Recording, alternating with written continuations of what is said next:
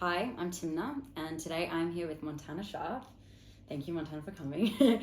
Before we delve into the interview, remember to go to thesocialblueprint.org.au to see all the upcoming events in our community and to check out all the resources our community has to offer. So, Montana is an eccentric, unapologetic art pop connoisseur, and she marries complex chord structures and motifs with modern, innovative pop songwriting. Her cinematic atmosphere will make you feel like the main character in your own movie. And her coming-of-age debut EP, Blood Moon, released in 2022, is a time capsule of the early 20-something experience, the battle in removing the outer shell and facing all the unanswerable questions. So, Montana. Hey. Hi. So, when you write a song, where do you get your inspiration from?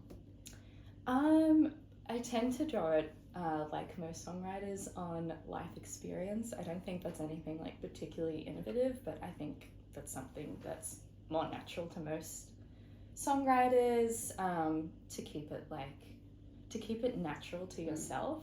And sometimes I might hear a song or another singer and be like, oh, I like what chord they've done here, and might copy that. But mostly it's about draw inspiration from, but mostly it's about my own life. Cool. Yeah. Did you ever consider following a different career? Did you ever look at other options instead of following music? When I was little, before I could sing, I wanted to be a writer. Fitting. Very fitting. Yeah. And then I don't know, as I headed into my mid-teens, I would say no, there's no way. But don't you write your own pop music as well? Yeah. So it's kind of a combination of the both. It is. Following your childhood dream. Exactly. Yeah. Maybe it was suggested at one stage for me to do law, and I was like, no. It's very Jewish. Yes, we are on the social blueprint, so this fits. You have to be a lawyer. Yeah. Did you ever do anything else before you really followed music? Do you mean growing up? Corporate work or anything? Yeah. So up until last year, I was doing a corporate 9 to 5. Wow. Consecutively, just in different areas. I worked in PR. I worked during the pandemic, I was working in a nursing agency, just answering phones. And then up until last year, I was working in customer service. And then I was like, I can't do this anymore. Did you find it hard to stay creative in those environments? Yes, but also I was working night times as well. Oh, so I was, working during the day. Then I'd go to the studio at night and do another job. Or I'd go to a rehearsal after work, and I was just getting exhausted. It's just too much. Yeah. Fair enough. I know you did a Monash degree in arts and with a specialization in music. Yeah. Do you think that really helped you move in the direction that you've been heading towards? Yeah, totally. So I did a double degree in arts and then music. Yeah. 2 separate degrees. Oh. And that's okay. Hated my arts degree. Really? Yeah. I didn't find it valuable. Don't in the tell slightest. Parents I won't. That's terrible. I'm sure we this love is just... our Monash art degrees. We love Monash. This was probably just my experience. But my music degree I loved. And it was it was like Glee every day. Really? Yeah. And there could be bad though. That could be a bad thing. It was drama. interesting. The toxicity. It was very extra. Yeah. And there were about 30 of us. Yeah. And we all just were close-knit group of friends. Lovely. And it was just the most nurturing environment in my experience. And you feel like that even made you more creative in some ways and more driven? Sometimes. I think with any syllabus, even if it's creative degree, it's still a syllabus, it's still, rigid. You have to sing all of your scales, you have to, do all of your written exams. It's not just a lot of people think a music degree is just singing and jamming every day, which sometimes sometimes it is, but there was still a big structured component. But I think just the social aspect of it and the networking with other musicians, that's what made it really worth it. Because you probably weren't just meeting singers, you were meeting all types of people in music, or just singers? So in my course it was just singers, yeah. but we'd work with like other instrumentalists all the time for Amazing. accompaniment. Yeah. That's good to network. Yeah. So Montana and I went to school together, We which did. I still think it was the glory days, and I still think I peaked in high school. Sadly, is it the same for you? Sometimes. Like flying was the peak. Yeah, Flying yeah. on stage at the. Well, I was like, I remember graduating and thinking like, I'm never gonna sing on a stage as nice as the BPAC. It really is ever like again. that. Yeah. Yeah, I was like, this is probably the nicest facility I'll That ever was a sing. lie. That was a lie. Yeah, semi. No. Yeah. No. most of the bars I sing out of like the grungy. That's cool. Yeah, it's Love vibes. But yeah, that was definitely a fear of mine, and I remember my singing teacher, because I took a gap year out of high school, and she's like, if you spend too long outside of music, like the longer you spend out of it, the harder it is to come back in. And I definitely felt that. Damn. So now I'm trying to like keep the momentum Yeah. going, so that the temptation to quit like lessens and Makes lessens, sense. because that can happen. Yeah, I'm sure. Yeah. So like, how do you stay active and not losing that, ambition and that drive? I push myself and I make myself work and chase after opportunities, particularly on days where I really don't feel like it. Really? Yeah. And that, I think it's like, it's really hard to feel ambitious all of the time. And I think sometimes people are like, oh, well, I don't feel like I love it anymore. That's the time to quit. And I'm like, no, that's the time you have to like work even harder to keep it going. Because even in your passions, you can't love something every single minute of every day. It's still work. Like, you still are coming to a job, even if it's a creative industry. And I think that's where a lot of people kind of quit before they are meant to. Do you ever feel like there's been a moment where you're like close to that point and you said, no, I must persevere? Oh yeah, all the time. Really?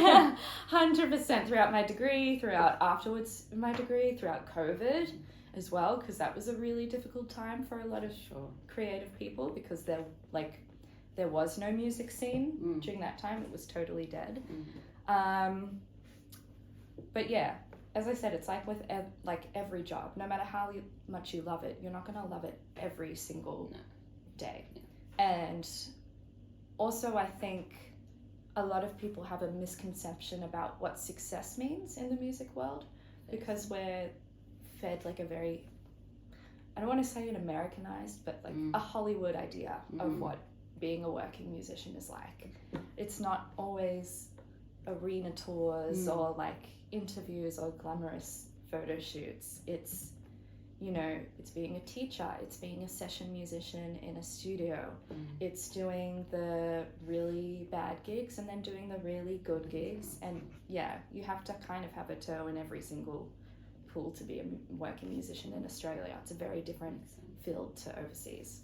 Find a balance of both, the mundane and the fabulous. Yeah, exactly. Or you'd find a way to bring the fabulous to the mundane as well. That's fun. Our first rodeo. Yeah.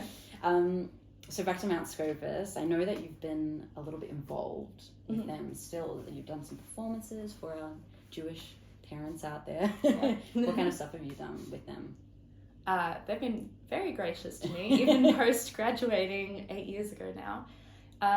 So I was involved in the surprise performance for the Mount Scopus Gala last year, which was really fun because there were, I think, 3 relatives of mine in the choir that I'd never met before. No way. Yeah, That's so that funny. was really funny. It's in your blood. It really Makes is. sense. Yeah. And then they flew me out to Tel Aviv just a couple of months ago, which was very lovely. Yeah. That was a really, really fun experience. That was a win for all the audience involved as well as yourself. Oh, thank you. I think we all won.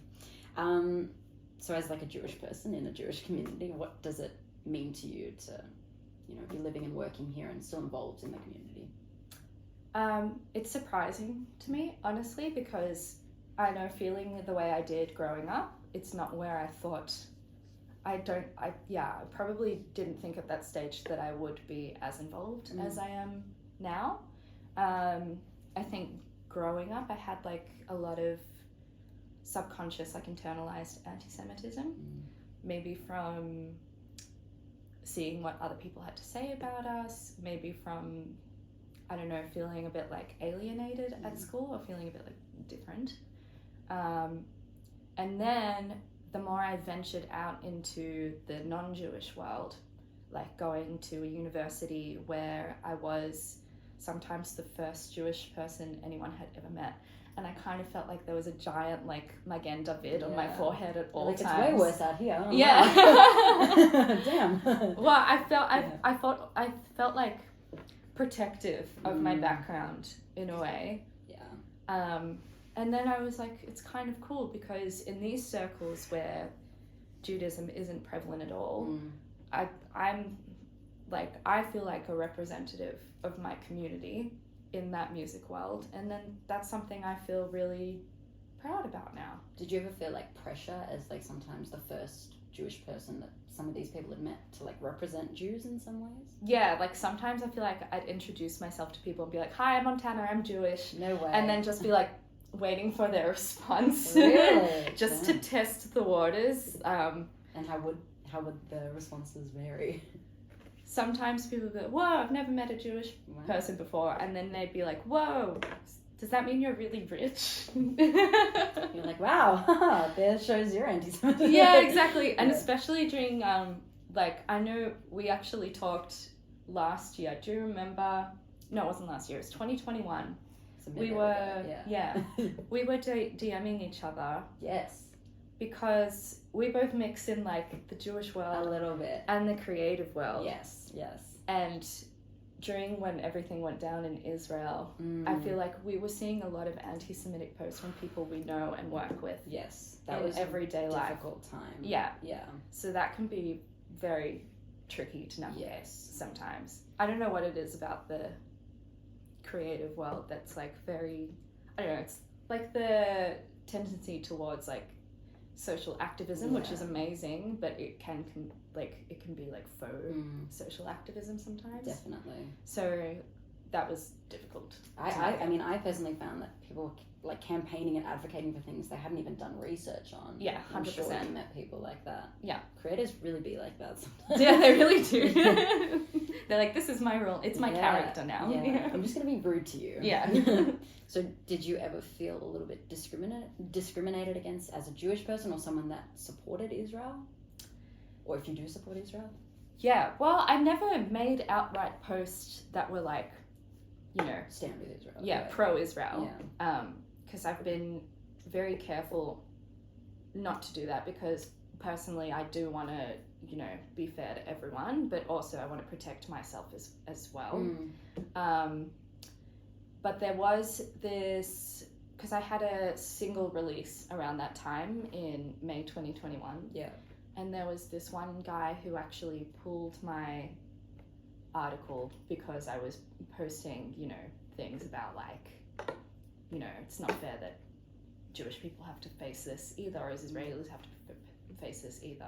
Nothing that was outright like anti-Palestinian at all, but he was like, he fully pulled it down. He fully pulled it down. Did you like respond to this? Like, how did you counteract that? I was very in shock, and then I DM'd him because I saw he was so outspoken about other issues. Yeah. And I was like, why is it okay that you want to stand up for one group, but you feel like you need to push down another. You need to push down another. And it's not a case of like, you know, all lives matter or that kind of movement. It's very, very different from that, and I feel like a lot of people don't. So at what point, like either in school or university, did you realize that this is something really that you kind of had a knack for and that you really wanted to follow, and that you were special, I guess? Not to like put you in that box. Yeah. So I wasn't one of those kids that grew up singing. I grew up doing classical piano, and I always wanted to sing. But I couldn't. I wasn't really very good. But I loved music so much that I really wanted to learn how to sing. So I think by the time I was 13, maybe 14, and I started taking singing lessons, to me, it really wasn't about being like special or being the best. I was just happy that I could sing and that that people thought I had a good voice. And that I kind of felt that way all through high school. And then university, I got to university and I realized, crap, there are a million people that can do what I can do. And I'd say maybe 50 to 60% of the kids in my course at uni, 100% were better singers than I am. But I could write.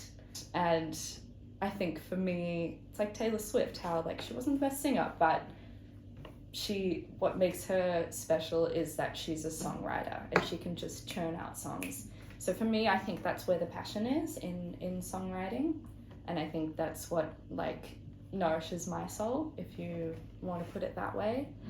So I think what made me different or set me apart in that way is that I had that classical background to be able to write music, to then be able to marry it with pop songwriting. But in terms of being special or whatever, or being one of those kids from high school that go out and actually do it, I really don't think I'm different. I think I just decided to do it. I think there's a lot of people that could absolutely make a career out of it. It's just a really hard thing to decide, and also even harder if you don't see someone out there doing it that like you can like reach in some ways. Yeah, exactly, because there is absolutely no blueprint or formula for a career. If you go and study law at university, you become a lawyer. If you study med, you become a doctor. If you study music, a lot of my friends' parents are like, so where does music get you? Which is my all-time favorite question. It's horrible. And I don't know, I kind of answer them like, well, it gets me a life that I'd be proud to tell my grandchildren about. Like, this is how much fun I had doing what I love. Do you ever feel proud that like for some girls, like you will be that blueprint for them to follow? Because I guess we don't really have that in the Jewish community as much, like someone that we can like look up to in that way. Yeah, well, there's a billion people that I look up to with also Jewish, I can name some, Anita Lester, Alma Zigier, who's actually a good friend of mine. But yeah, it is harder. So if I can be a blueprint, I'd love to be. Yes. But also people need to make their own blueprint, because everyone's music career happens very, very differently, and there's no one right formula that's going to guarantee success. Yeah. Do you ever see yourself singing like other music that you haven't written, or is it like you're definitely someone that only wants to sing the music you've written? So I work as a session musician, so that means I do it contracted to one studio, freelance for another studio, and then I have my own like Fiverr profile where people just send in songs and I just do the vocals. So the way that works is I don't have any intellectual property on those ones. I'm paid just for the hourly session, and then that's it. So my name doesn't go on it. It's just, unless I like really wanted to, and I don't earn anything from that. It's just just contracted like by the hour. So I actually do a lot of like vocal work on songs that aren't mine. I've done like rap, country, musical theatre, pop, R&B, and then I do the odd like cover gig in like a pub, like doing top 40 stuff, which is really fun too. Yeah. Are the gigs like the highlight of your career? They used to not be. I used to get terrible performance anxiety. Really? Yeah, 100%. I think that's why it took me so long to actually like get out there. Yeah. But now definitely, yeah. They always like seem so much fun. They're so much fun. Yeah. So how, in the beginning of your career, did you go about like writing and releasing your music as opposed to now? Like how has that changed? So in the first few years of my career, I was writing pretty much a song a day. So pretty quickly I had a hefty bank of about 400 songs. And then at the end of my degree, I approached one of my professors and I was like, hey, I really need to get in a studio. How do I do that? And he gave me a contact and was like, you can do some like intern work for this guy, setting up leads or just like monitoring, observing in the studio. So I went to the studio and I sat in on some other singers recording their albums. Wow. And then this one time, this singer was like stuck for a harmony. And I was like, hey, why don't you do this? You know in Pitch Perfect 2 when like they're all stuck in the studio and then Anna Kendrick's like, I have an idea. I'm a DJ, listen up. Yeah, it was very that. Yeah. And then... A movie moment. It was. Yeah. And then at the end of it, he's like, okay, so when are we recording your EP? And I was like, I thought you'd never ask. And then, yeah, I think the next week or something, he sourced all of the musicians. So they're called session musicians, which mean they play in a lot of studios for a lot of different people. It's not like the same as having your own band that you do everything with. And so the drummer was the same drummer from Natalie Imbruglia's Torn. So that was very cool. The bass player tours with Daryl Braithwaite, so that was very cool. So it was some really cool like networking opportunities. And then the first session they came in, they laid down all of the instrument parts. And then I came in of a series of like the next 2 years to lay down the vocals. And the first one was the hardest and the longest, just because, I was inexperienced and I'd never been in a professional studio before. Now it's a lot easier and it feels a lot more natural. But yeah, then we had to redo the vocals all over again because my voice had aged so much between 2 years, yeah. Yeah, well, I started recording the EP when I was 22. Yeah. And then I ended up releasing it by the time I was 25. God. Yeah, and my voice, it had like audibly aged and some of the audio didn't align correctly. It's hilarious. Yeah, so then we redid the vocals all over again. No. It was funny. Did it sound better the first or second time? Definitely the second time. Yeah. And then I recorded all of the backing vocals myself. And then I added in all of the synth parts myself, so on the keyboard. And then once the tracks were all mixed and mastered, I approached a production company about filming the music video. So the first one was shot during COVID. Fun. Yep. So they were like, you were allowed 10 people on set, I think, at that time, and we had exactly 10, so that was perfect. Yeah. Everyone must be essential. Yeah. I remember that era. Yeah, it was. And they were all essential. Yeah. And then by the time I had all of the assets together, so the song was mixed and mastered, the video was done, then I uploaded the song to a website called DistroKid.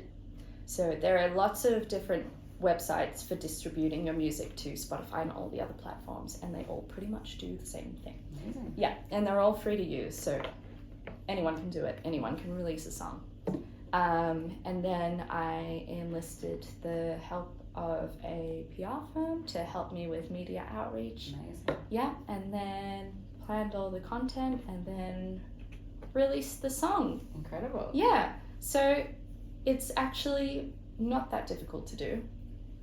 It just requires a lot of speaking to people, getting the ball rolling yourself, but in today's climate, anyone can do it. And do you feel like now it would be even easier to make another album because you've got those contacts that you didn't have before? Yeah, totally. So you were speaking a bit about like social media being an influence in your life.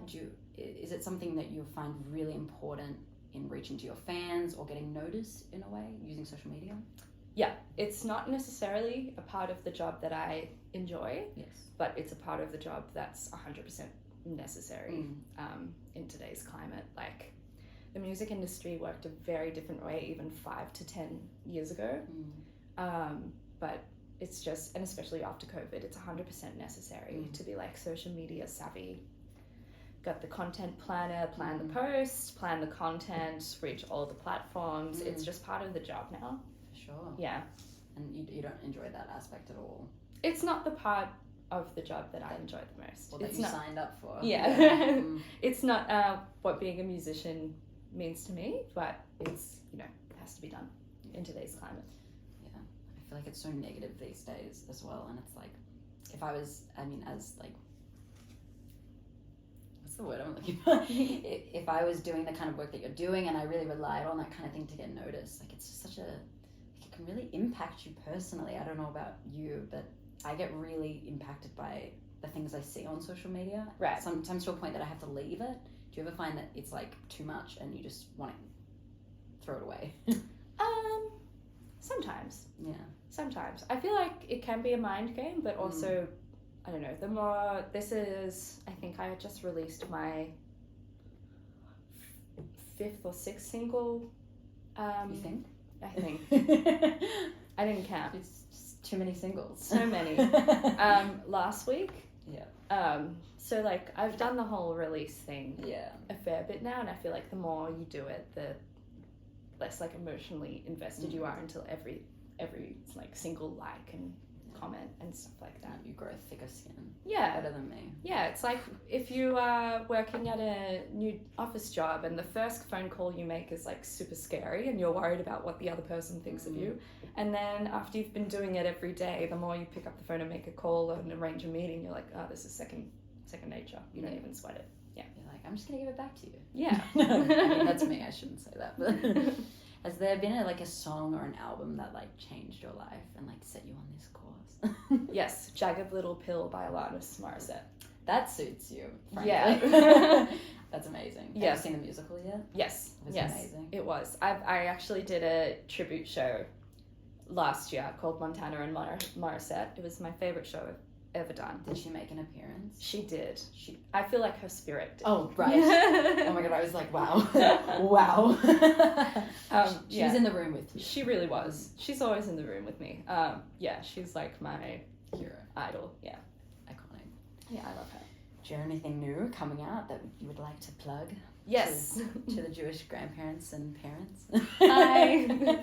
I I just released a single on the 24th of February called Something Wicked. So it's on Spotify. I've got a music video also on YouTube that you should check out. It's really cool. It's like an epic rock ballad kind of thing. So definitely give it a listen. And how would you describe your music to fans? Well, they keep using art pop in the media, which I don't 100% know what that means. It's like Gaga, no? Yeah, it's kind of like Gaga, I guess, pop but theatrical. If they're comparing you to Gaga, it's a good thing. Yeah, it's great. Well, they always say Eurovision. Oh, really? Yeah. I would not describe that as Eurovision. I don't know. It's actually... Interesting. Yeah, it's the question that always throws me off. It's like, how would people describe your music? I'm like, that's up to you to describe my music. I'm just gonna make the music and leave it up to you to label. But it's a good answer. Very diplomatic. Yeah. Well, I guess make it a you problem. Yeah. But I guess now it used to be more of an art pop. Now it's heading definitely in more of a rock direction. You're in your grunge era. I'm in my grunge era. Yeah, you're just like angry. I'm just having fun. Angry fun. Yeah. Okay. Thank you so much for listening. Thank you, Montana. You're welcome. amazing. I can't wait to see what else she makes. Yay. Cheers.